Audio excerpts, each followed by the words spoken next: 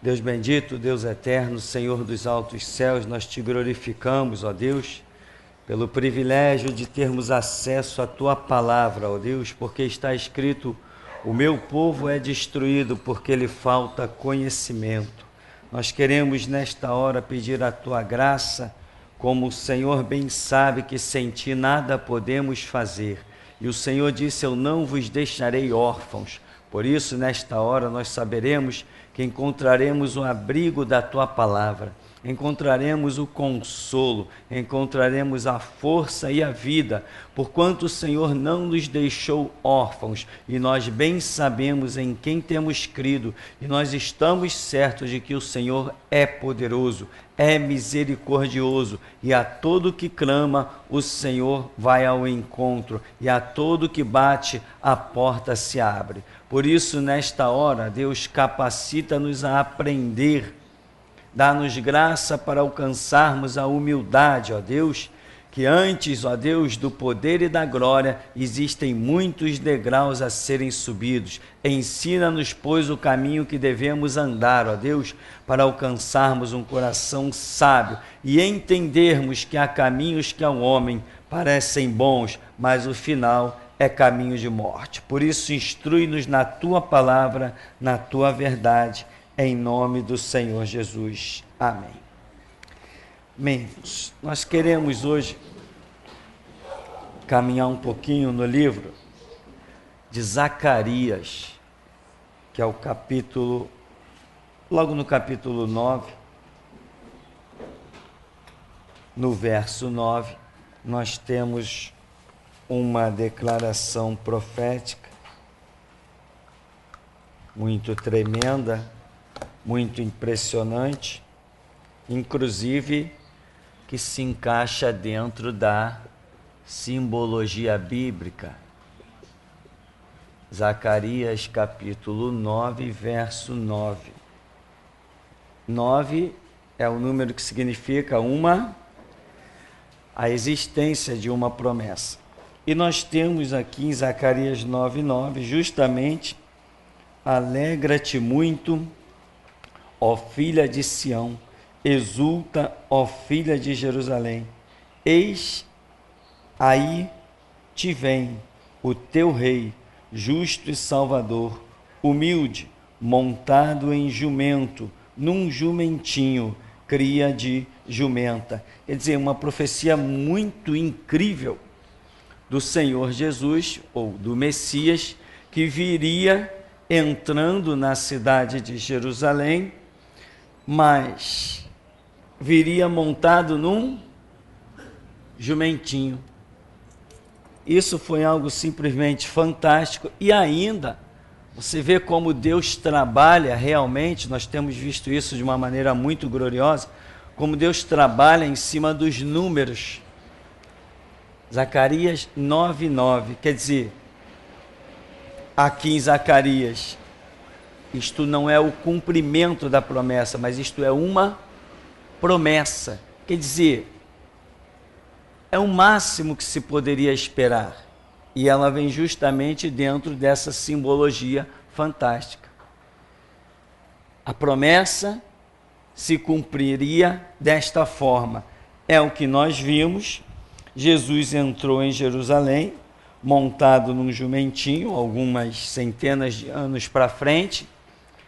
Quando ele foi pedir aquele jumentinho emprestado, lembra? Alguém vai dizer assim: por que vocês estão soltando o jumentinho?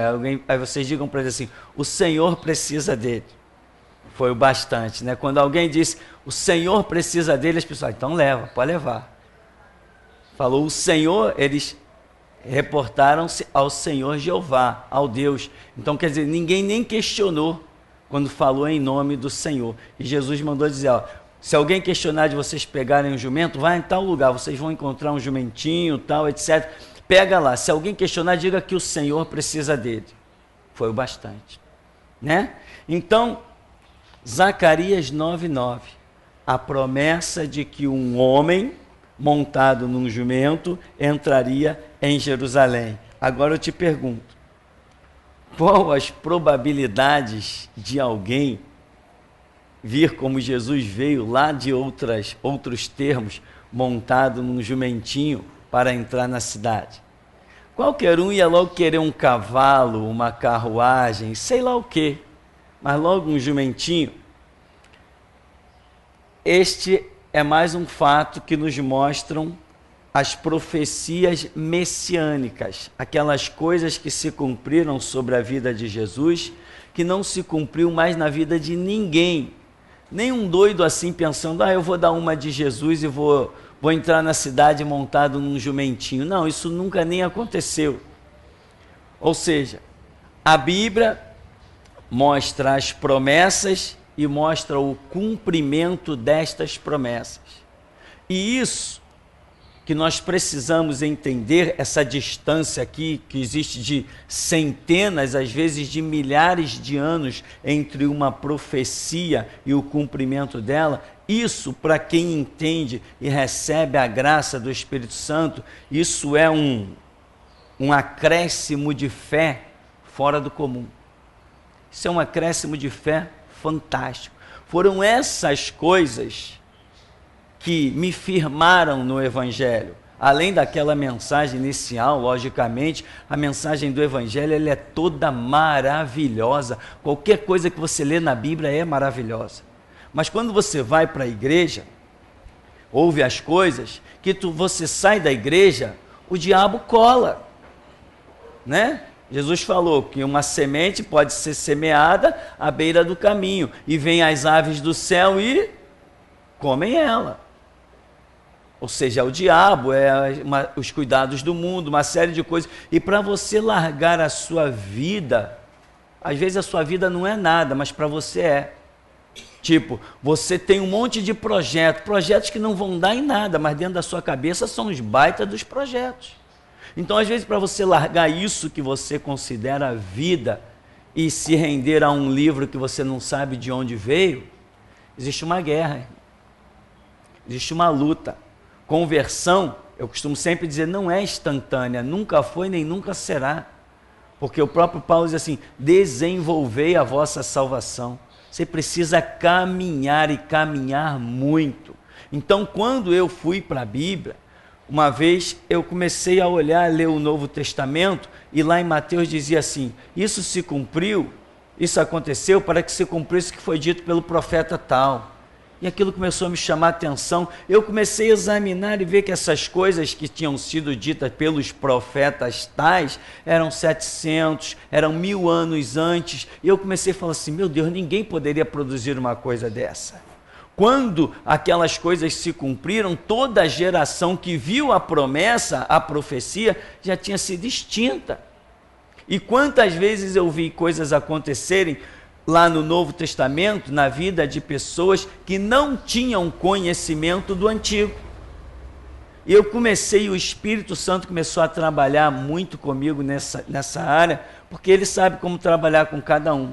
Uns creem mais fácil, né? Outros creem mais difícil, de forma mais difícil. Uns têm mais facilidade para crer, outros têm mais dificuldade. Então, este ponto das profecias messiânicas foi algo que Jesus trabalhou muito na minha vida e me mostrou claramente que o cumprimento da grande maioria delas não teria lógica de existir se realmente Deus não estivesse com a mão sobre a história. Então aqui você vê, alegra-te muito, ó filha de Sião, exulta, ó filha de Jerusalém, eis aí te vem o rei, teu rei, justo e salvador, humilde, montado em um jumento, num jumentinho, cria de jumenta. Outra coisa, nós já falamos sobre isso, mas eu estou repetindo, né? Por que Deus deixaria, diante da manifestação e da glória de um Salvador tremendo, todo-poderoso, por que Deus vem trazer uma figura dessa? Porque a vinda de Jesus para a nação de Israel, que já houve uma vez e acontecerá de novo, ela se dá em duas partes. A vinda de Jesus, em princípio, é para perdoar. Claro que eu vou colocar esse perdoar entre aspas, porque Jesus não dá perdão a ninguém, ele justifica pela fé. Jesus não diz, eu te perdoo. Não, te perdoo não. Não existe isso na Bíblia, eu te perdoo. Toda manifestação de perdão de Deus é depois de uma manifestação do ser humano. Não existe perdão de graça, como as pessoas costumam dizer. O perdão tem preço, e preço de sangue. E a Bíblia diz que sem derramamento de sangue não há perdão de pecado. Então esse papo de perdão por aí, então por isso que eu estou colocando aqui entre aspas. A primeira manifestação de Jesus foi ele disse, eu não vim condenar o mundo, não vim julgar o mundo, eu vim... Qual foi a palavra que ele usou aí? Não cuideis que vim julgar o mundo, eu vim salvar o mundo. Então ele veio com uma obra de salvação. Esta obra está incluindo, logicamente, o perdão, mas mediante critérios. Como diz, Deus amou o mundo de tal maneira e deu seu Filho unigênito para que todo que nele crer não pereça, mas tenha vida eterna. Se é para que todo que nele crê não pereça, então eu entendo que quem não crê vai perecer. Então, essa é a primeira manifestação de Cristo. E a segunda manifestação de Cristo, essa sim, é algo gloriosíssimo, né? Gloriosíssimo. É algo gloriosíssimo que vem a segunda manifestação, aonde realmente Jesus não virá como este rei humilde, mas virá como aquele rei para impor. Uma espécie, né? Essa não é uma melhor expressão para Deus, mas é uma espécie de ditadura. Quando Jesus voltar nessa segunda vinda que nós estamos aguardando, particularmente eu, para este século 21, ele não virá montado em jumentinho, muito menos em cavalo nem em tanque de guerra. Ele vem com o resplendor da sua glória, coroado com glória e majestade, cercado de anjos, arcanjos, querubins e serafins, vem com um exército que o simples brilho deste exército, quando ele pisar, como diz a profecia, lá no Monte das Oliveiras, já vai matar metade da terra. Metade do planeta aí, meu irmão, da população, vai ser dizimada quando Jesus se manifestar em frente ao Megido, ou o Vale do Armagedon. Então, a vinda de Jesus se dá de duas maneiras. Primeiro, como alguém que veio para dar a vida. Jesus vem na sua primeira manifestação para dar a vida. Na sua segunda manifestação, ele vem para matar. Primeiro, Jesus Cristo veio para dar a vida, agora ele vem para matar. Como ele disse, eu levarei todos os exércitos ao monte de Israel e ali os julgarei. Esta é a segunda manifestação de Cristo. Quem não estiver no prumo está frito. Não é isso que a Bíblia diz? Algumas pessoas podem se chocar. Jesus vem para matar? Ah, se vem. A Escritura diz, para vós que temeis o meu nome, nascerá o sol da justiça. Cristo virá como o sol da justiça. Mas quanto aos ímpios, diz Deus, vós justos os pisareis, porque se farão cinza debaixo dos vossos pés.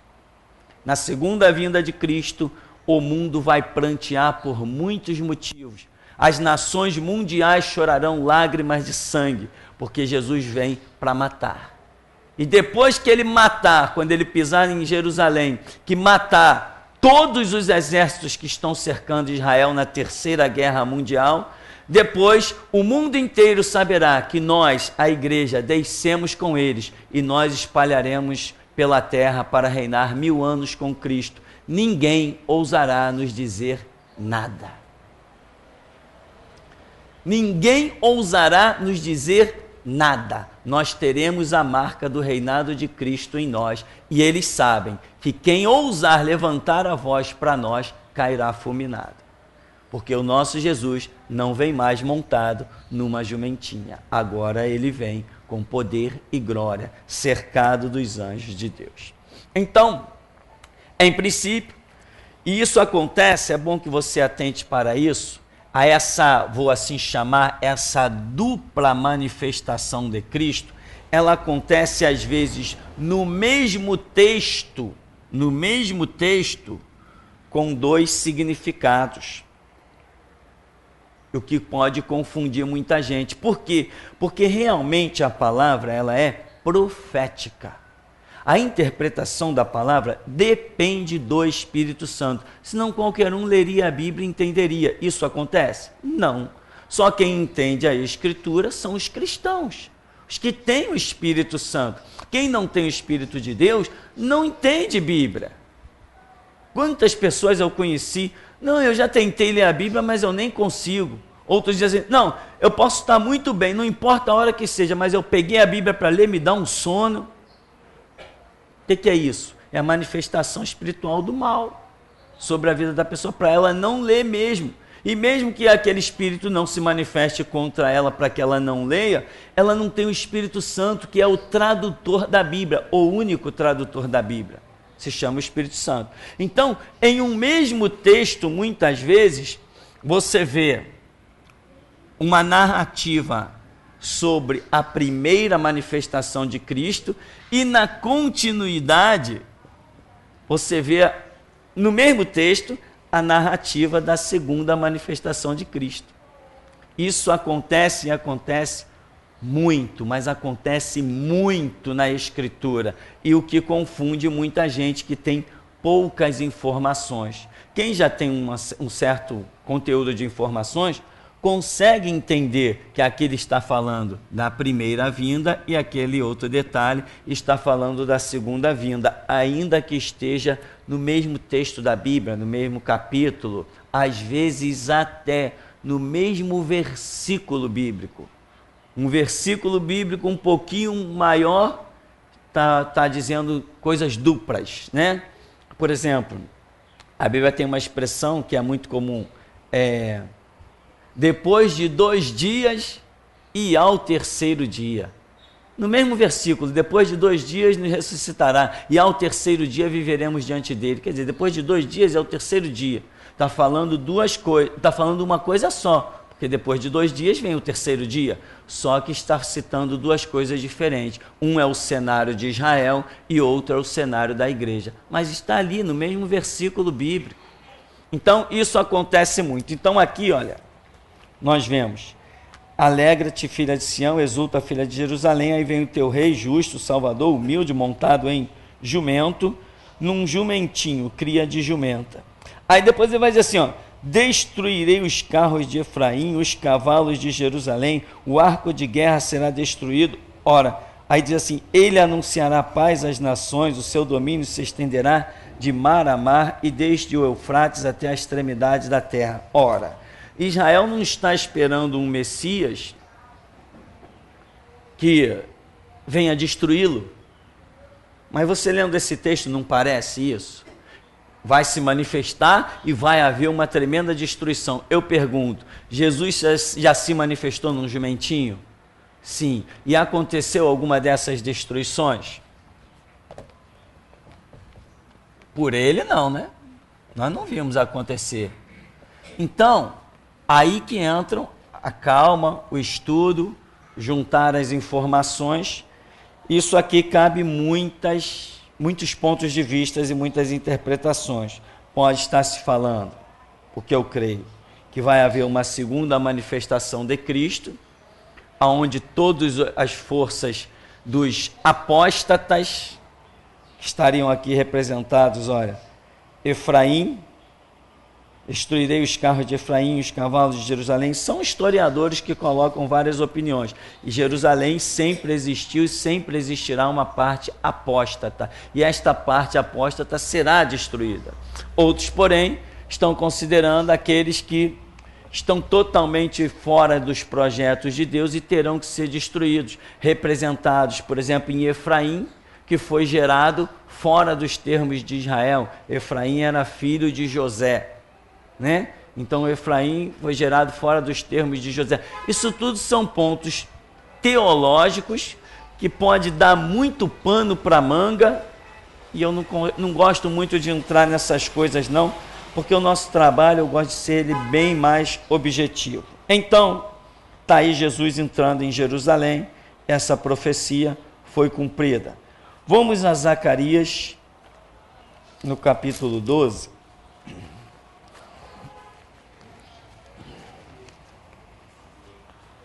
Zacarias 12 diz: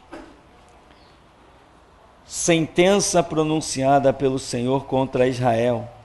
Fala o Senhor, o que estendeu o céu, fundou a terra e formou o espírito do homem dentro dele. Eis que eu farei de Jerusalém um cálice de tontear para todos os povos em redor e também para Judá, durante o sítio contra Jerusalém. Naquele dia farei de Jerusalém uma pedra pesada para todos os povos. Todos os que a erguerem se ferirão gravemente, e contra ela se ajuntarão todas as nações da terra. Naquele dia, diz o Senhor, ferirei de espanto a todos os cavalos e de loucura os que os montam. Sobre a casa de Judá abrirei os olhos e ferirei de cegueira a todos os cavalos dos povos. Então os chefes de Judá pensarão assim: os habitantes de Jerusalém têm a força do Senhor dos Exércitos, seu Deus. Naquele dia porei os chefes de Judá como um braseiro ardente debaixo da lenha e como uma tocha entre a palha. Eles devorarão à direita e à esquerda a todos os povos em redor, e Jerusalém será habitada outra vez no seu próprio lugar, em Jerusalém mesma. O Senhor salvará primeiramente as tendas de Judá, para que a glória da casa de Davi e a glória dos habitantes de Jerusalém não sejam exaltadas acima de Judá. Naquele dia, o Senhor protegerá os habitantes de Jerusalém, e o mais fraco dentre eles, naquele dia, será como Davi, e a casa de Davi será como Deus, como o anjo do Senhor diante deles. Naquele dia procurarei destruir todas as nações que vierem contra Jerusalém. Esta é a segunda manifestação de Jesus Cristo. O que ele falou? Naquele dia procurarei destruir. Ele vem agora para matar, destruir todas as nações que vierem contra Jerusalém. Em dado momento aqui das profecias de Zacarias, nós vamos vê-lo dizendo: eu farei com que todos marchem, linguagem de guerra aqui, né? Marchem contra ti e saibam que eu te amo. É nessa segunda manifestação de Jesus, aonde Zacarias é um esplendoroso profeta a respeito dessa segunda manifestação. Eu falo nos detalhes em que ele descreve como essas coisas vão acontecer. Então, Deus voltará a implantar o seu reino, com sede em Jerusalém, e Zacarias é um dos principais profetas nesse contexto.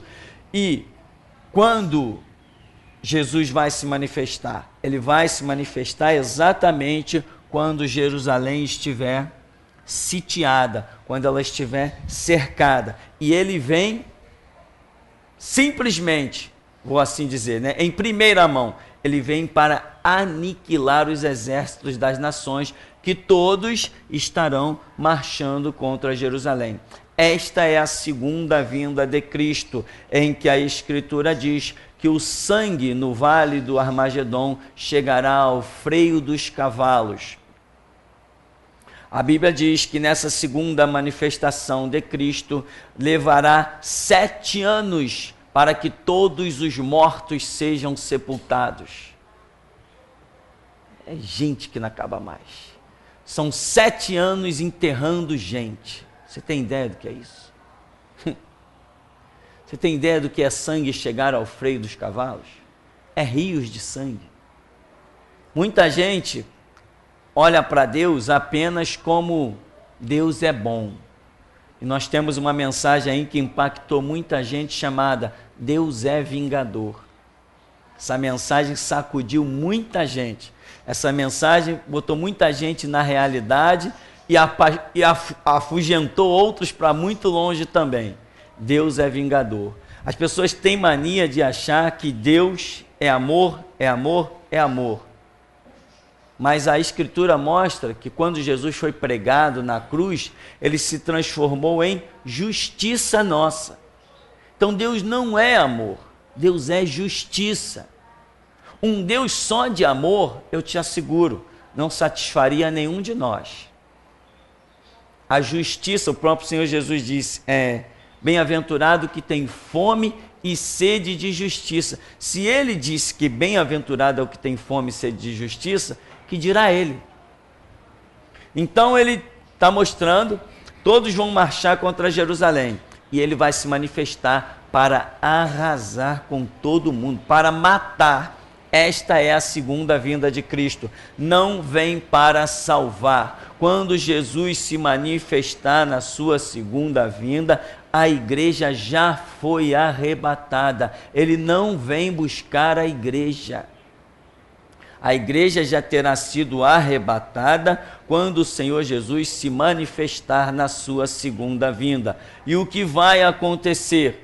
Quem será salvo nessa época? A Bíblia diz que haverá uma salvação para um povozinho chamado bichinho de Jacó, ou seja, também chamado remanescente, também chamado um resto e uma sobra. Todos esses termos são encontrados na Escritura a respeito do que será salvo de Israel quando Jesus se manifestar. Não serão salvos todos os judeus, não será salva toda a nação. Isso é ilusão, e nós vamos ver isso aqui. Quem será salvo? Um resto, uma sobra. Aqueles que não contaminaram as suas vestes, aqueles que realmente, embora não tenham conhecido o Evangelho, mas procuraram andar em verdade, mesmo sem ter conhecido o Evangelho. E tem mais, o preço para eles vai ser alto, altíssimo. E também tem outro detalhe, esses que serão salvos, serão os que vão clamar na última hora, antecedendo a manifestação do Senhor Jesus. E eles terão que clamar ainda ao nosso, eu falei nosso, ao nosso Messias. Ao nosso Messias. Então essa turma aqui, que vai ser salva em Jerusalém, quando Jesus for se manifestar pela segunda vez, esses judeus, eles têm ainda que passar por um processo muito grande, processo esse que nós já começamos a trabalhar, colocando sites e divulgando coisas para eles. É a nossa missão e nós temos feito vídeos, estudos. Os judeus ficam revoltados quando veem nossos estudos sobre o arrebatamento de Moisés e outras coisas mais, que nós temos na internet. Eles ficam revoltados. Por quê? Porque também se cumpre a profecia que está lá na Escritura. Eu vos meterei ciúmes com um povo que não era povo. Eu vos meterei ciúmes. Isso também tem se cumprido conosco, geração Jesus Cristo. Nós temos provocado um ciúme violento nos judeus. Por quê? Porque eu chego na Escritura e ensino, eu chego na internet e ensino para eles a Escritura deles. Eles ficam revoltados, porque eles pensam que são o povo santo, eles pensam que por ter DNA de Abraão que vai entrar no céu. Eu estou mostrando que isso é besteira, não é por aí. E eles, embora não aceitem isso, um dia, quando eles se verem cercados em Jerusalém, eles vão ter que lembrar das minhas pregações. Então, esta é a realidade do que está para acontecer, tá? Então, você viu aqui, no verso 2 do capítulo 12, eis que eu farei de Jerusalém um cálice de tontear para todos os povos em redor e também para Judá durante o sítio contra Jerusalém. Quer dizer, Jerusalém vai estar sitiada, cercada, mas Deus vai se manifestar de uma maneira gloriosa, esplendorosa, e Jerusalém se transformará em um cálice estonteante para todas as nações. Isso aí pode ter várias interpretações. Jerusalém hoje já perturba o mundo, Os judeus já perturbam muito o mundo. Tem lá um problema de guerra no Oriente Médio, mas eu vejo isso mais especificamente quando Jesus vir até Jerusalém, depois de descer no monte, das Oliveiras, Jesus vai implantar em Jerusalém o seu reinado milenar. Jesus vai reinar 1000 anos sobre a terra. Nós, igreja, estaremos com eles. Alguns teólogos creem que os mártires estarão, os apóstolos. Os teólogos dizem que 3 classes estarão com Jesus no milênio. E uma dessas classes que eles colocam é a igreja.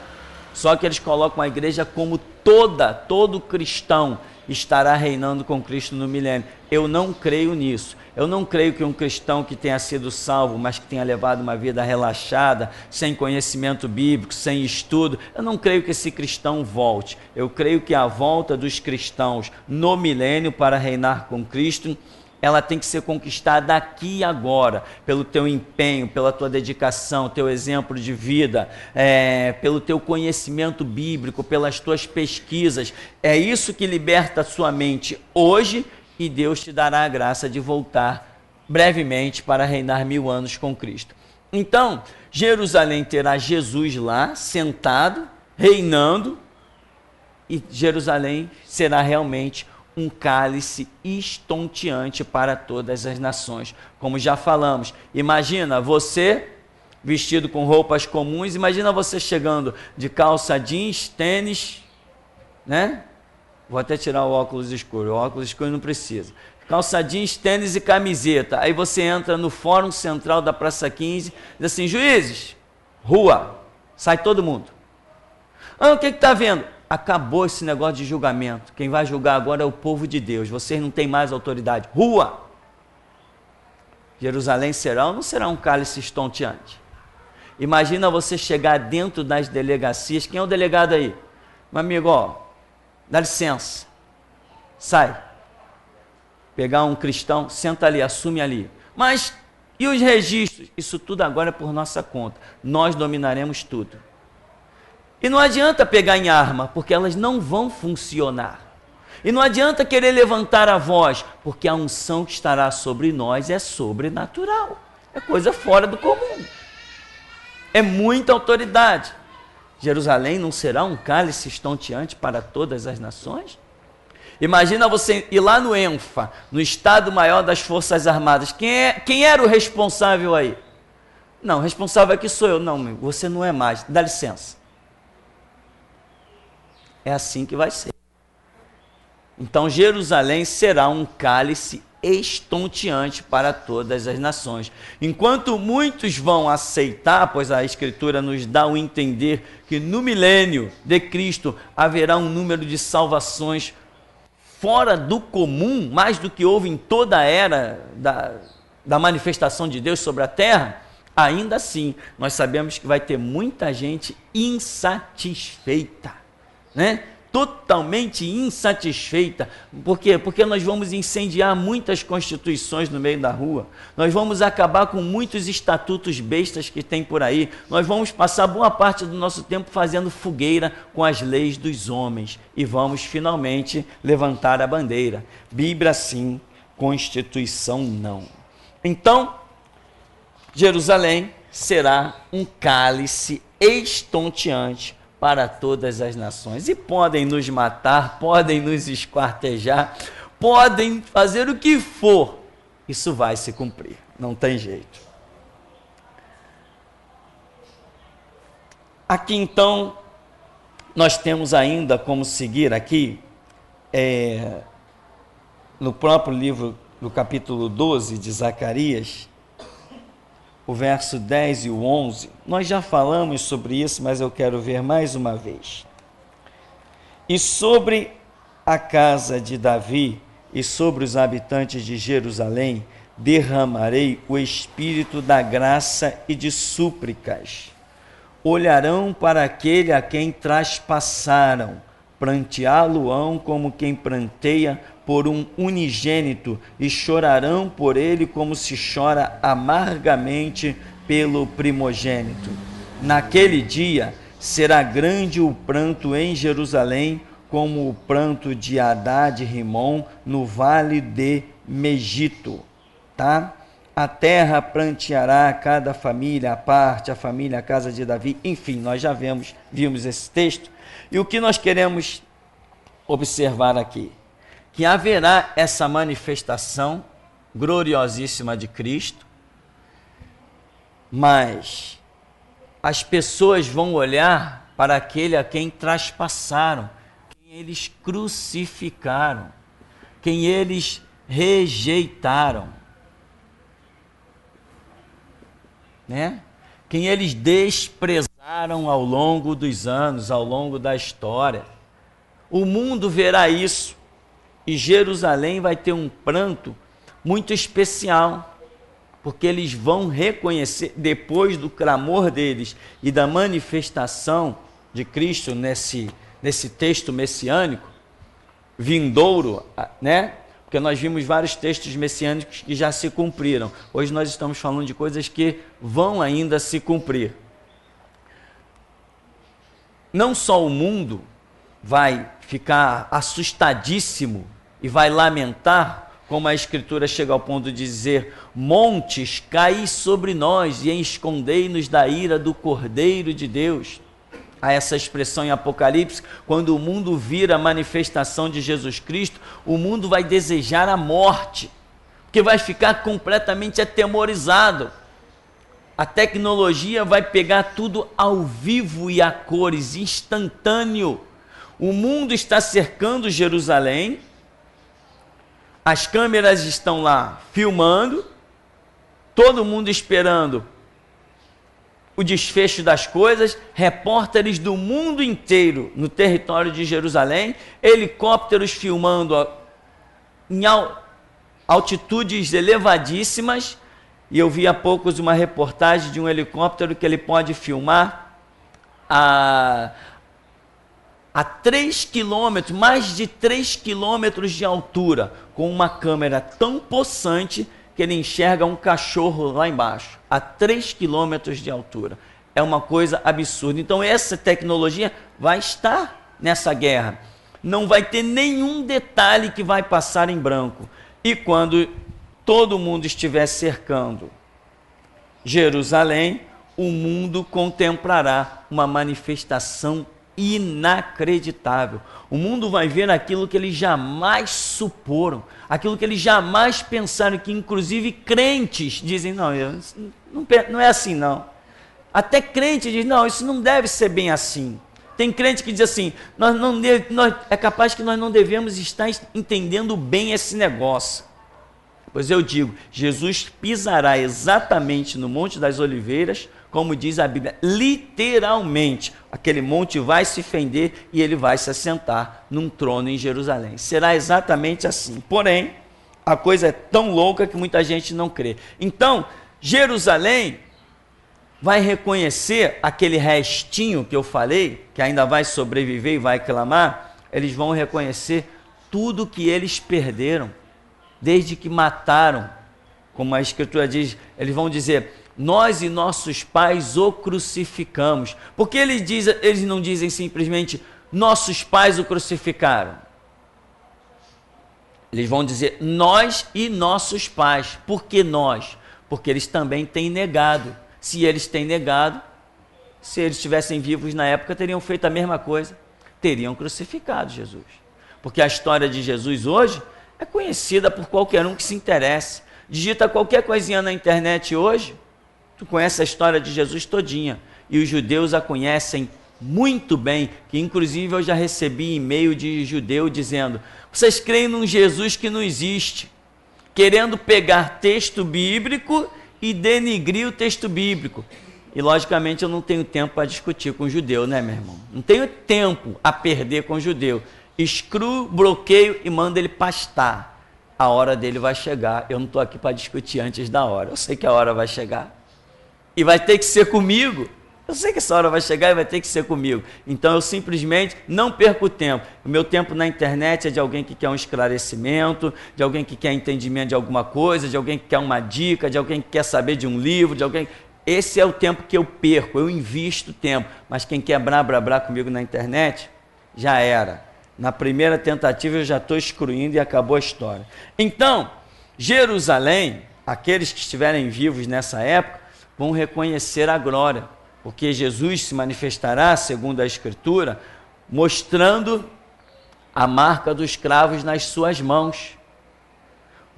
E na sua coxa vai vir uma faixa escrita Rei dos Reis, Senhor dos Senhores, e uma série de nomenclaturas que vão apontar, num simples olhar, vai ser identificado que aquele que se manifestou é o Cristo que foi pregado há 2000 anos.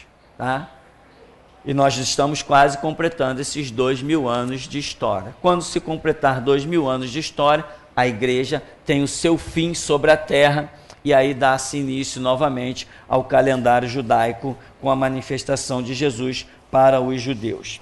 Então aqui nós vimos: derramarei o espírito de graça, de súplica, olharão para aquele a quem traspassaram, planteá-lo-ão como quem planteia pelo unigênito, chorarão como quem chora amargamente pelo primogênito. Quer dizer, e não será, veja bem que ele diz assim, naquele dia será grande o pranto em Jerusalém, como o pranto em Haddad e Rimon, quer dizer, não, e também no Egito, etc. Então, quando Cristo se manifestar, o lamento, o medo, temor, dores, as expectativas em princípio terríveis, elas não serão somente em Jerusalém. O mundo inteiro vai estar atemorizado com a manifestação do Senhor Jesus. E aí a Escritura demonstra que quando Cristo se manifestar, as pessoas vão dizer: montes, caiam sobre nós e escondam-nos da ira do Cordeiro e de Deus. O mundo vai estar atemorizado, o mundo vai estar assombrado. As câmeras, quando Jesus se manifestar, as câmeras vão filmar o Vale do Megiddo, e o que vai ver são corpos, como a Escritura diz, que as órbitas dos olhos apodrecerão na face das pessoas. Os corpos vão apodrecer com o resplendor da glória de Cristo. Então, aqueles exércitos que vão estar sendo filmados, milhões de gente, todo mundo querendo acabar com Jerusalém. Uma coisa inacreditável. De repente, aquilo vai tudo se desfazendo assim diante das câmeras. O mundo vai temer isso. O mundo, quando vê essa cena, vai ficar completamente assombrado. Os repórteres vão perder a voz na hora de narrar as coisas. Os jornalistas vão desmaiar de assombro. Na segunda manifestação de Cristo, o mundo será julgado duramente. O mundo será julgado duramente na segunda manifestação de Cristo. Nunca existiu sobre a terra tanto pranto, tanto lamento e tanta dor quanto haverá nesse dia em que Cristo se manifestar. Muita gente que estará assistindo a televisão serão membros da família de quem está na guerra. Filhos estão naquela guerra. Pais estão naquela guerra. E as pessoas vão ver os exércitos se desfazerem. E o repórter que encontrar força vai dizer assim: não tem mais exército contra Jerusalém, foram todos mortos. E as pessoas vão saber que ali está o seu pai, ali está o seu irmão, ali está o seu filho.